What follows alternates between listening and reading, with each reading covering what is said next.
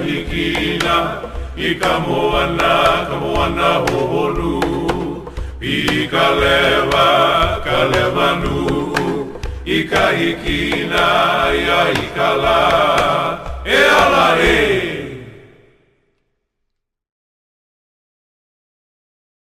Ulupo Heiau e kanani o Hawaiian ai I kea o kaina ka pahu hopu o Kawai Nui e a.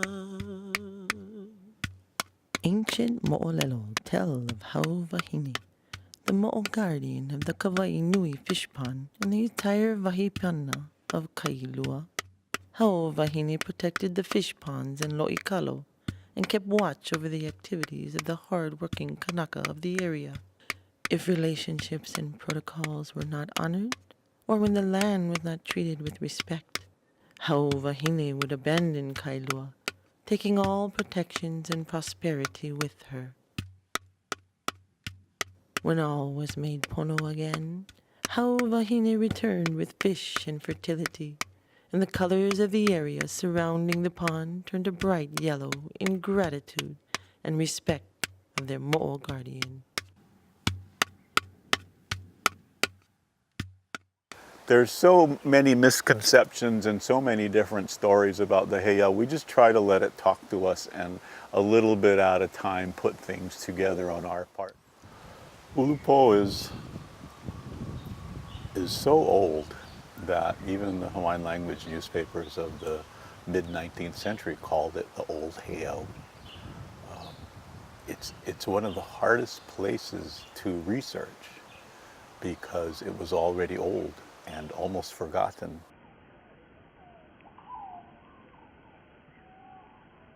This always has been to us, to both of us, a place of refuge, a place of spirituality, contemplation, prayer, storytelling. It's become a place to bring our kids again.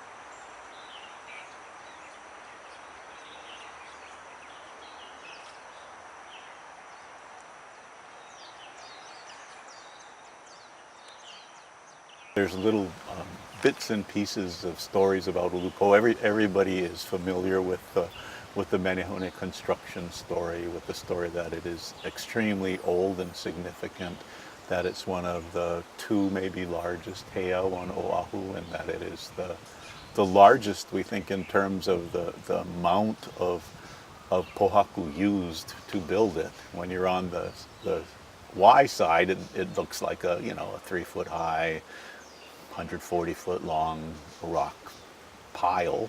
You come down here and you get to see that it's actually 30 feet high and massive from this perspective. Yeah, so we are right here at the base of Ulupo Heiau. It's one of the largest heiau on this island. Definitely in the amount of pohaku used to build the heiau. There's others that are bigger in terms of amount of land they take up, but none bigger than the amount of pohaku used to build it. So this is a large agricultural heiau said to have been built by Menehune. The pohaku that are used to build the heiau, the mo'olelo talks about them not coming from this ahupua of Kailua, but from places far away, and the closest being Kualoa, and also Ewa and Waianae. And Menehune bringing all the pohaku here to build this in this ahupua of Kailua, and built upon springs. So there's actually flowing water that comes out of the base of the heiau that continue to flow to this day. So I think a lot of times we think about ho'okupu and things that we want to grow and things that we want to multiply.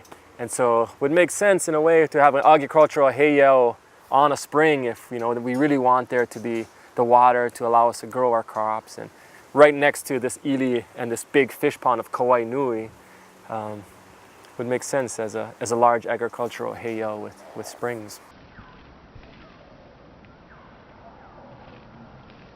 We know that it was terraced, that what we see now is the result of years of abuse. There was a cattle pen on it for many years, and the cattle and neglect and lack of respect for sacred places of old led to the destabilization of the heiau and the tumble down state that it's now in.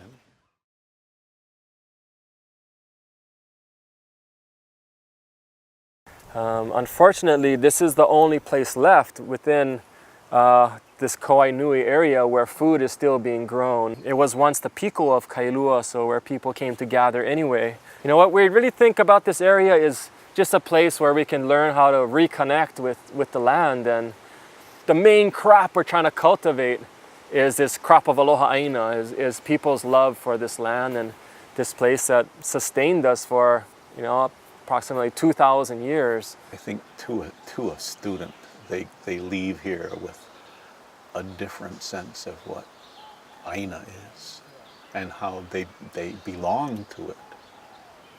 And that's, to me, the whole thing. That's if we're going to have a future, that's it. That's the tool. I think it's important for students, especially ones that are from Hawaii, to actually go out into the community.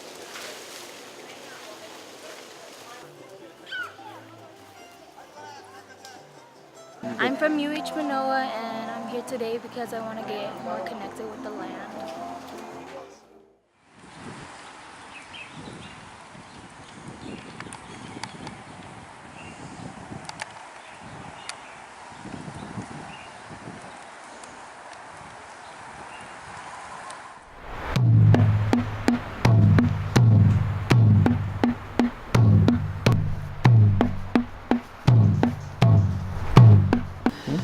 In my 42 years of teaching, what I try to do is to really bring an awareness to the students that the songs that they're dancing and singing are real stories, real people for real places. And when we can teach them stories, mo'olelo, and mele and oli for Kailua, and bring them here to dance, it makes it real. It makes them see that hula is not a performance, it's not a show, it's a way of life, it's our history, it's our identity.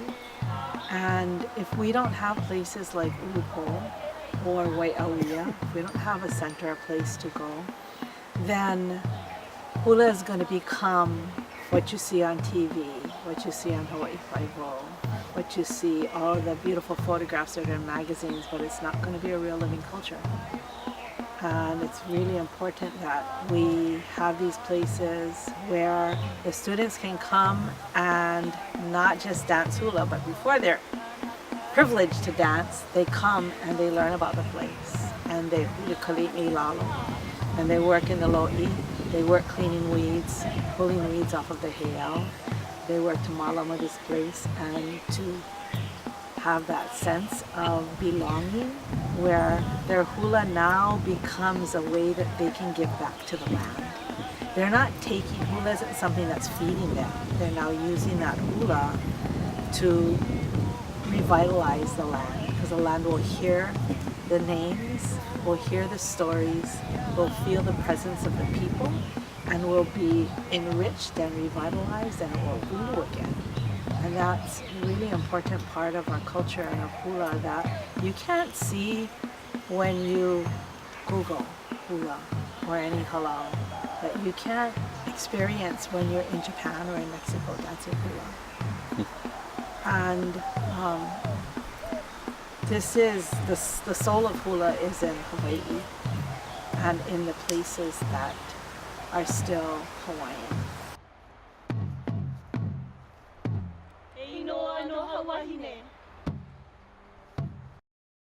We can come to places like this, learn how to love our land, learn how to love ourselves, and do what's best for the generations to come. We aim at that goal, we aim at setting that bar here through many different ways, and one of them is through mo'olelo of what this land was, what it meant to our kupuna, the cultural stories that existed here. We get at that through people's na'au, through people's opu, through eating the food that we grow here. Nothing gets sold. It's all just grown here and given to the people who come to work with us. So we try to reach people through their opu, and if there isn't that, then just through the mana that this place contains within this heiau, and the accumulation of mana that started with the first laying of the pohaku and all the way till now.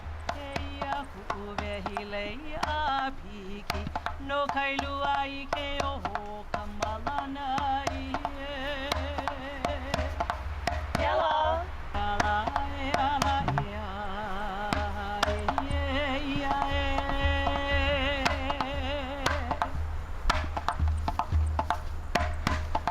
Hey, no, mana.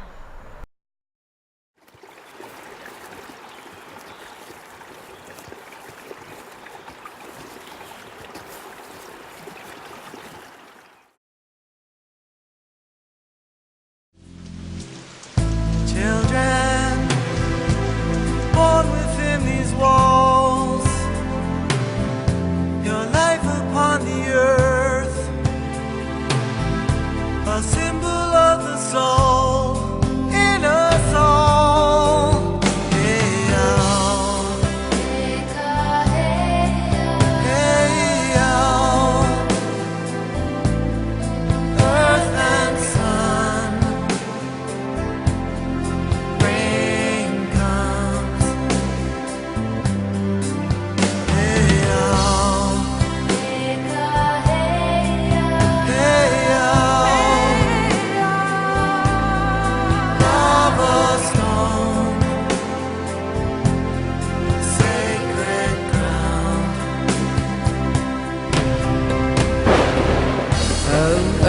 Ia e te mā no tōn motu, no tōna motu e te mā e au ai, o te te mā i te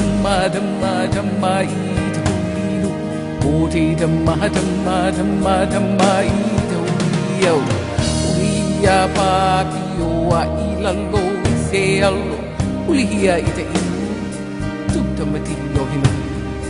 O tahana na ia i te o hula, kai e a ka lehi, a o